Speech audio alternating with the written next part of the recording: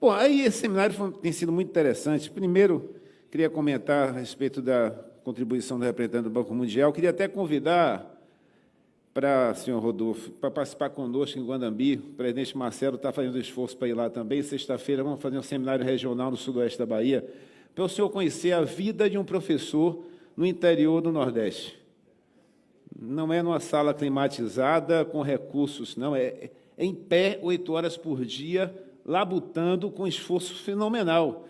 Da mesma forma, para conhecer o agricultor rural do nosso Nordeste, é muito diferente do agricultor rural do Texas ou do Mississippi, né? É a mão calejada, é o rosto queimado do sol, é enxada a vida toda. Então, esse trabalhador não pode ser tratado como essa Previdência, essa PEC está tentando tratar. Isso é aprofundar desigualdades sociais no nosso país de forma brutal. Da mesma forma, o representante do BID incorreu no mesmo erro que a equipe do governo incorre quando pega a distribuição e divide em quintis, em 5 frações populacionais. E quer punir os 20%. Não, esses 20% aqui são os privilegiados. O cidadão que entra nesse rol de privilegiados, os 20% mais ricos, sabe quanto é que ele recebe? R$ 1.600 por mês no Brasil. Isso é $414. Isso é 1/3 do salário mínimo nos Estados Unidos. O privilegiado no Brasil recebe 1/3 do salário mínimo nos Estados Unidos, no conceito do governo Bolsonaro, de Paulo Guedes e do representante do BID. Isso é privilegiado? Não dá para entender isso, né? E aí vem o conceito de defender a capitalização, obrigado, a capitalização como algo que vai dar sustentação financeira. A gente já viu que não vai dar, é a falência, você apresentou muito bem aqui, né? E aí, essa mesma receita é boa para o Brasil, mas não foi boa para os Estados Unidos. Foi comentado aqui pelo representante do IPEA que Bush tentou uma reforma de capitalização muito mais tímida, não passou nem na comissão temática, e o interessante é que os dirigentes do Banco Mundial foram contra. Por que o Banco Mundial foi contra nos Estados Unidos, uma proposta mais tímida de capitalização, e no Brasil é a favor? Por que o Banco Mundial, pelo menos os últimos documentos que eu tenho lido, e até gostei muito da inflexão, falam que não tem resposta para a economia se não for com investimento público. E aqui no Brasil, sustenta a retirada do investimento público em todas as áreas, na construção civil, no saneamento, nas políticas sociais, na saúde, na educação. Não dá para entender tamanha incoerência, né?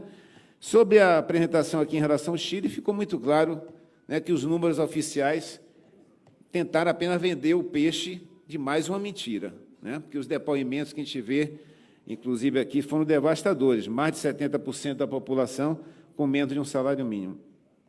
E, para concluir, eu queria comentar a questão do discurso oficial, que sem a reforma da Previdência não vai gerar emprego. Alguém comentou recentemente, quando o Rogério Marinho fez essa apresentação lá, não foi, deputado Henrique, que, tirando reforma trabalhista e botando reforma da Previdência, é o mesmo discurso. O discurso era o mesmo. Sem a reforma trabalhista, sem fazer com que tenha trabalhador sem férias, sem 13º, sem licença maternidade, não vai ter emprego. Tiraram férias, 13º, licença maternidade, licença saúde, e não teve emprego. Sabe por quê, gente? E não terá também, porque não é tirando a contribuição do empregador da folha que ele vai gerar emprego, porque ele só vai aumentar a margem de lucro. O que gera emprego não é a margem de lucro do empresário, companheiros. Eu não sou economista, mas isso é básico. Qualquer cidadão não precisa ser economista para saber que o que gera emprego é demanda.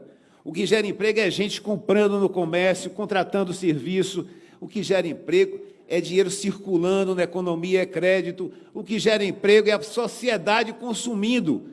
Se não tiver consumo por parte da sociedade de bens e serviços, não há geração de emprego.